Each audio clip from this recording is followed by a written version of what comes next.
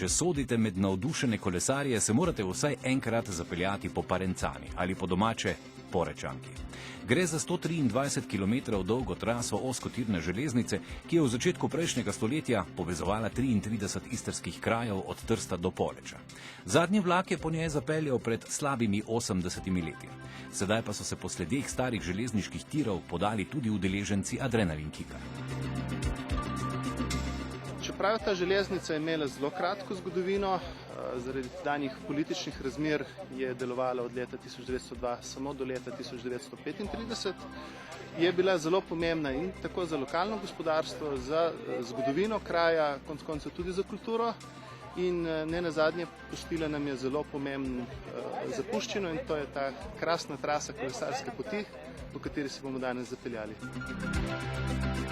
Čeprav so naši nagrajenci prišli z vseh koncev Slovenije, pa so nekateri del Parencane že preizkusili. Kolega, ki je tudi danes zraven, ima vikend v Savudriji in smo šli kar nekajkrat iz Kopra pa do Savudrije po Parencani. Del slovenski, zdaj pa računamo enkrat, ko bo lepo z družino iti tudi na Hrvaški. Celoti ne, sem pa tam do Savudrije, do Kanegre pravzaprav, tisti del sem pa že prekolesaril, od Kopra do Savudrije. Kaj nas čaka, kateri del je recimo najlepši? Kar bom rekel slovenska obala, potem je tam čez Kanegro, pa tam del tako lepa. Ostali del tam čez proti Poreču, pa ne poznam toliko. Ja, lepo je, zdaj sploh jeseni, če je topel. Ogledali si bomo pot do mesta Piran z samim mestom. Odpeljali se bomo tja do meje s Hrvaško, torej do Sečoveljskih solin, ker si bomo gledali tudi muzej solinarstva. Nato se bomo počasi vrnili proti Strunjanu, ob tem bomo dvakrat prečkali najdaljši predor na tej trasi, to je predor Valeta v dolžini 550 metrov. Drugi del poti nas bo pa potem peljal v smer proti Izoli, to je skozi predor Šelet proti Izoli z ogledom mesta Izole. Ustavili se bomo tudi pri lokomotivi takega tipa, kot je svoj čas vozila po Parencani in končali bomo spet v Strunjanu.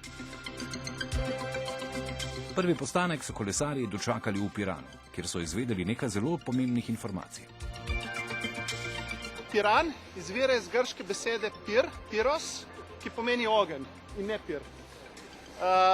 Dejansko za časa Rimljanov so na punti, torej na koncu polotoka, kurili kres kot opozorilo ladjam, ki so prihajale v Koper, torej v koprsko naselbino. Pot nas je ob obali vodila tudi do znamenitih strunjanskih solin, kjer smo ugotovili, da solinarji tudi v hladnih mesecih ne počivajo. Predvsem je en tak star pregovor, da se dela samo po zimi. Tudi po zimi je potrebno narediti veliko vzdrževalnih del. To pomeni kanciranja, to je po domače, drugače to pomeni gnojenje te petole, podlagice, ki preprečuje, da se sol in blato meša.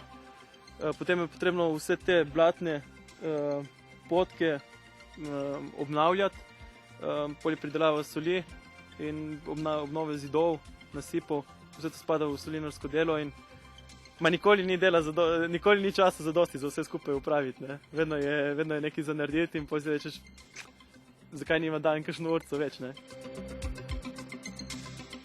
Za zaključek pa nas je pogostil še avstralski Anglež, ki je svoj novi dom našel v idiličnem zavetju slovenskih oljk. We came to Slovenia to take over the family farm from Nina's mum, and from being a landscape architect in Australia, I've become a farmer in Slovenia. The natural world is fantastic. It's great to produce a really good product. It's a challenge as well, so we all need challenges in life. But yes, it is very satisfying. You actually grow something, produce a very nice product, and the real good thing is when people taste it and they enjoy what you've made. That's very good. Zadovoljni pa so bili tudi naši udeleženci, ki so obljubili, da bodo po slovenskem delu v prihodnosti zagotovo prekolesarili še hrvaški in italijanski del Porečanke.